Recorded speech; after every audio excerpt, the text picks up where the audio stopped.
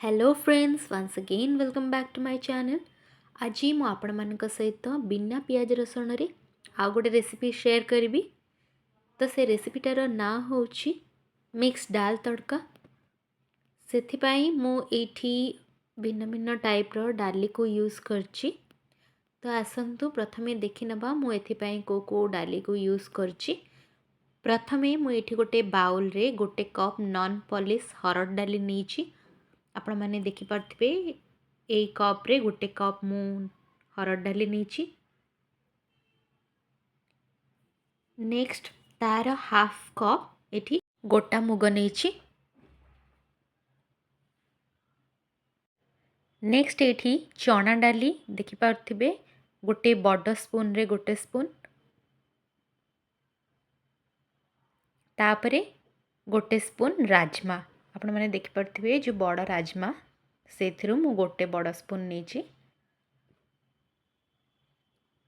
एटा optional आपण पाखे जदि नथिबो आपण यूज न कले भी चलिबो। एबे मु एठी कोन करिवि ना ए सबु को भल भाबरे धोई नेबी। आकु आपण माने गोटे रु दुई थर प्रथमे भल भाबरे धोई नियंतु। तापरे ताको गोटे अध घंटा रु घंटाए बतरीबा पई छाड़ दियंतु। आपण माने देखि परथिबे यार ऊपरे जो गुडाक खराब डाली गुडाक भासुची। तो सेथि पई आमे माने कोन करिबा याकू गोटे रु दुई थर धोईकी बाहर करनबा। देखिपे ये मुझा को धोईकी बाहर करनेली। तापरे सेथिरे आउ किछि पानी देकी सेटा को बतरेबा पई छाड़दबा। एबे एठी देखि परथिबे मु ताकू घंटाटी छाड़ी देथिली जेहेतु मो पाखरे टाइम थिला। आपण मानक पाखरे जदि शॉर्ट टाइम अच्छे ताहले आपण माने आधा घंटा 15 मिनट मध्य बतरेकी बाहर करनेबे। एबे देखि पारथिबे एटा बे बतरिकी रेडी हो गलानी। अधिका समय बतरिले सेटा जल्दी सीझी जाए। एबे मु एठी गोटे प्रेशर रे आको कौन करिवि 3टी हुइसिल देकी बाहर करनेबी। आपण माने गोटे हुइसिल आसिला परे आउ दीटा लो फ्लेम रे रखिदेबे। मु कौन करची ना ए प्रेशर कुकर रे जेतेबेले हुइसिल देबी ता भितरे गोटे छोटो टमाटो काटिकी मु एथिरे ऐड करची। मु ए आइटम टाको प्रिपेयर करिया पे टोटल 2टा टमाटो नेची। गोटे फ्राए कला बेले मु यूज करबी आउ एबे सिझेला बेले गोटे।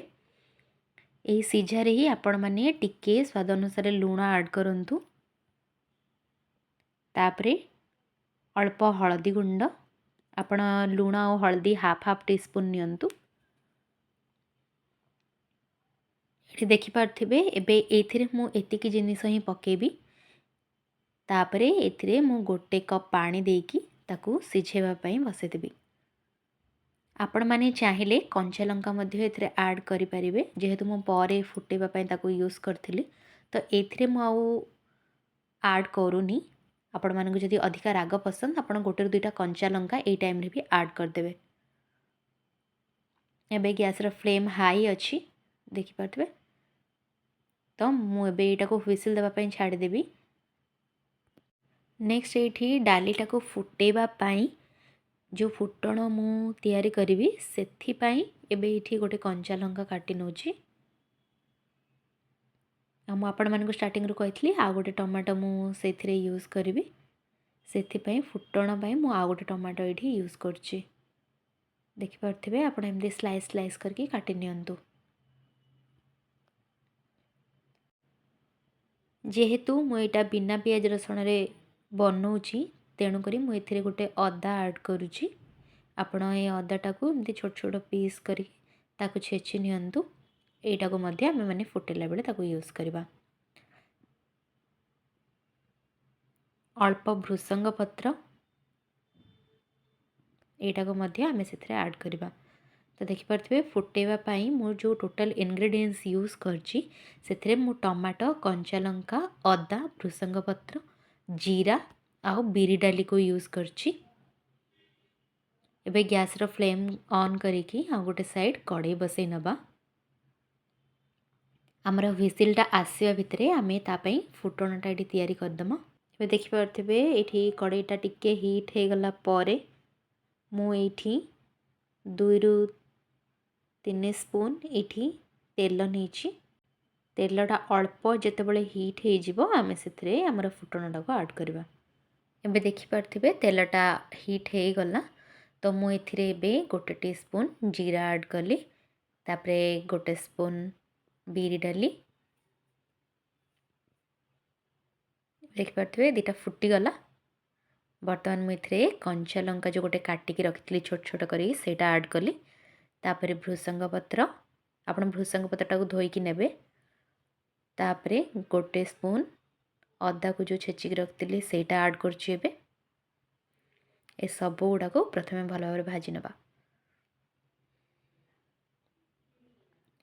ଏ ଫୁଟଣଟାକୁ ପୋଡ଼ିବାକୁ ଜମାରୁ ମଧ୍ୟ ଦେବେନି, ସେଥିପାଇଁ ଆପଣ ଏଇଟାକୁ ଟିକେ ଭାଜୁଥିବେ। ଅଦାଟା ଯେତେବେଳେ ଅଳ୍ପ ଭାଜି ହେଇଯିବ ତାର ଯେଉଁ କଞ୍ଚା ସ୍ମେଲ୍ଟା ପଳେଇ ସାରିଲା ପରେ ମୁଁ ଯେଉଁ ଏଇଠି ଏବେ ଟମାଟୋ କାଟିକି ରଖିଥିଲି ସ୍ଲାଇସ୍ କରିକି ସେଇଟା ଏବେ ଆଡ଼୍ କରିଦେଲି। ଏଇଟାକୁ ମଧ୍ୟ ମୁଁ ଭଲ ଭାବରେ ଏବେ ଭାଜି ନେବି।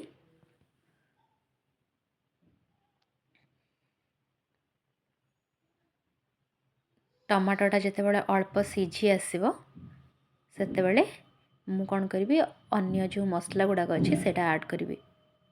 ଏବେ ଟମାଟୋଟା ଅଳ୍ପ ସିଝି ଆସିଲାଣି। ଏଇ ଟାଇମ୍ରେ ହିଁ ମୁଁ କ'ଣ କରିବି, ସେଥିରେ 1/2 ଟିସ୍ପୁନ୍ ହଳଦୀ ଗୁଣ୍ଡ, 1/2 ଟିସ୍ପୁନ୍ ଲଙ୍କା ଗୁଣ୍ଡ ଆଉ 1 ଟିସ୍ପୁନ୍ ବିନା ପିଆଜ ରସୁଣରେ ଯେଉଁ ମସଲା ଥାଏ ସେଇଟା ମୁଁ ଏବେ ଆଡ଼୍ କଲି ଏଥିରେ। ତାପରେ ମୁଁ ଏଟାକୁ ଏବେ ଭାଜି ନେବି। ମସଲାଟାକୁ ଜମାରୁ ମଧ୍ୟ ପୋଡ଼ିବାକୁ ଦେବେନି, ଏମିତି ହିଁ ଟିକେ ଚଲାଉଥିବେ ତାକୁ। ଏବେ ଦେଖିପାରୁଥିବେ ଏଇଟା ପୁରା ପ୍ରିପେୟାର ହେଇଗଲାଣି। এই ଟାଇମ୍ରେ ବର୍ତ୍ତମାନ କ'ଣ କରିବା, ଏବେ ଦେଖିପାରୁଥିବେ ଅନ୍ୟ ସାଇଡ଼୍ ପ୍ରେସର୍ରେ ମଧ୍ୟ ଡାଲିଟା ସିଝିଗଲାଣି। ତ ମୁଁ ଏବେ ବାହାର କରିକି ତାକୁ ଏଥିରେ ପକାଇଦେବି।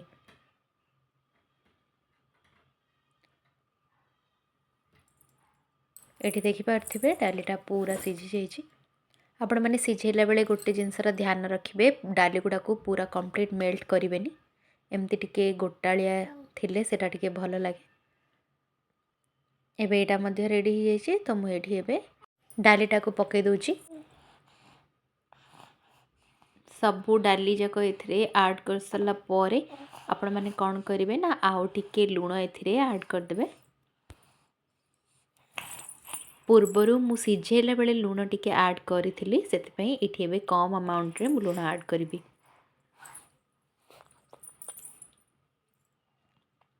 ଏଇଟା ସିଝି ସାରିଲା ପରେ ହେବା ପାଇଁ ବହୁତ ହି ଅଳ୍ପ ସମୟ ଲାଗିଥାଏ। ଦେଖିପାରୁଥିବେ ଏଇଟା ଏବେ ଏମିତି ଫୁଟିଗଲାଣି।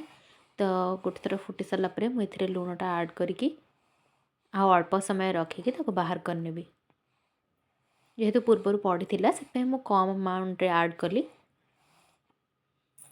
ଆପଣମାନେ ଚାହିଁବେ ଯଦି ଏକା ସାଙ୍ଗରେ ବି ଆଡ଼୍ କରିପାରିବେ।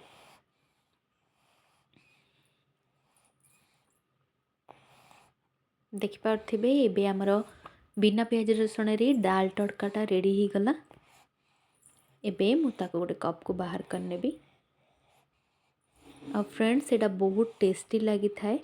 ବିନା ପିଆଜ ରସୁଣରେ ହେଲେ ମଧ୍ୟ ବହୁତ ଭଲ ଲାଗିଥାଏ। ଆପଣ ଏଟାକୁ ଚାହିଁଲେ ଭାତ ସହିତ କିମ୍ବା ରୁଟି ସହିତ ଏମିତି ପ୍ରିପେୟାର କରିକି ଏନ୍ଜୟ କରିପାରିବେ। ଆପଣମାନେ ନିଜ ନିଜ ଘରେ ଏଇଟା ପ୍ରସ୍ତୁତ କରିକି ଖାଆନ୍ତୁ ଆଉ ମୋତେ କମେଣ୍ଟ ସେକ୍ସନରେ ଜଣାନ୍ତୁ ଆପଣମାନଙ୍କୁ କେମିତି ଲାଗିଲା।